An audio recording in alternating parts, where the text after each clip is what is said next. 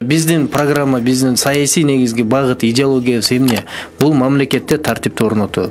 Мына мамлекетте бир эле нерсе, мамлекетте тартипти орнотуу деген бул эмне? Коррупция менен күрөшүү. Мамлекетте тартип орноп коррупция жок болсо эмне болот? Сама собой экономика өсөт. Экономика өссө эмне болот? Социалдык тармак бекемдейт.